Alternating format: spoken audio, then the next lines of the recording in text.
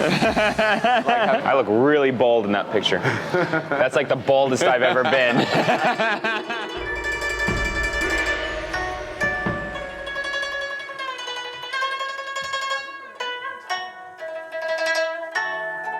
When I first saw the hole, it was on a picture, and I thought, oh yeah, that's pretty cool, you know. But when I got here and saw the cliff and the cave for the first time, it was instant sweaty palms and dry mouth, you know, knowing that someone was about to fly through that. I've never seen anything like this. It's very powerful.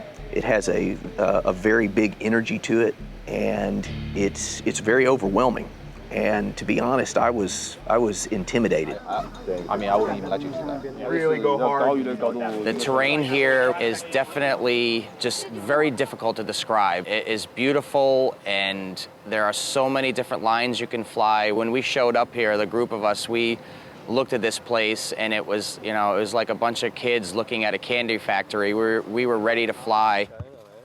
I'm 100% aware of the risks, but I also think it's worth it because everything you do in life is risky, from driving a car to eating junk food. And in wingsuit flying, that's where I'm the most comfortable, where I feel actually 100% safe. And I can't say that about car driving. If you did that hard banking right. The thing, Roberto, is if you jump off and you turn left, if you don't dive at all, then you're going to be so crazy high that you're going to fly over everything. When I met Jeb, finally I had somebody to teach me, and he's been telling me everything about base jumping. Everything I know is because of Jeb, and he was a great coach. I find that the bond is in base jumping, especially with you know, your close friends you jump with all the time, it's very strong, and it gets stronger the more you jump. You're always concerned about losing a friend, but that it doesn't take away from that bond, knowing that reality. I mean, we all know what we signed up for. Someone in there, tell him, you know, move it.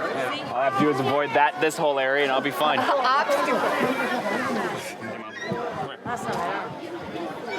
This is the first time that my mom's ever come on a base jumping expedition or a base jumping trip with me. Right when we got closer to particularly that opening, and I realized that's where Jeb was going to be coming through, my whole body started to react, and I could feel my whole body cry, just like crying, like a waterfall, because it was so intense to think that a human being would be capable of, you know, addressing the mountain in such a way.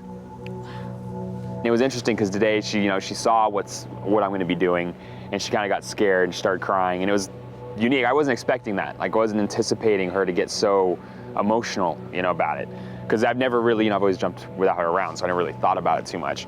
So it's different, yeah, it's unique. I kind of felt bad about it. I'm like, oh, no, you don't need to get so upset. I mean, it's, you know, this is what I do. Honestly, it's fun.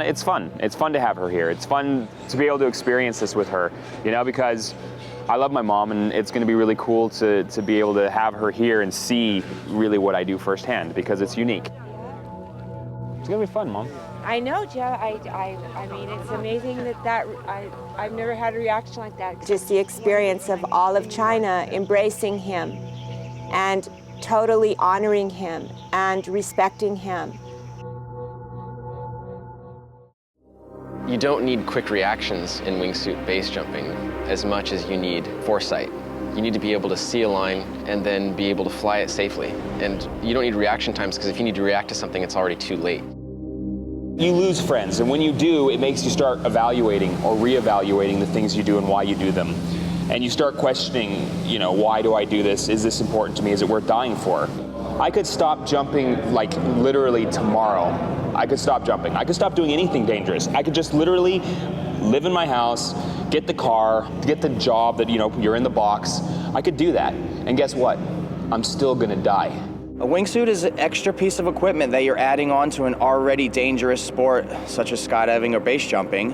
And with that, it requires a lot more experience and a lot more knowledge on how to fly your body through the air. Wingsuiting can be dangerous in many ways, because now you're turning yourself into an airplane, and you need to understand how to fly the airplane correctly without crashing it.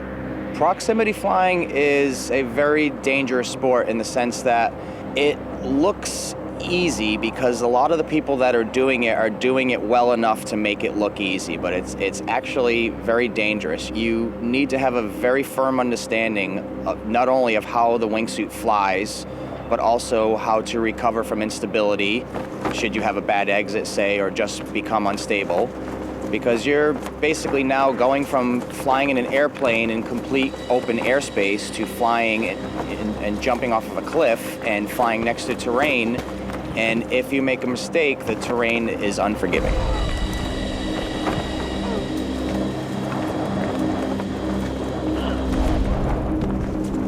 It's definitely hard to forget the fact that on every single one of these trips, there's a distinct possibility that someone won't come back. It's happened to me too many times to not think about.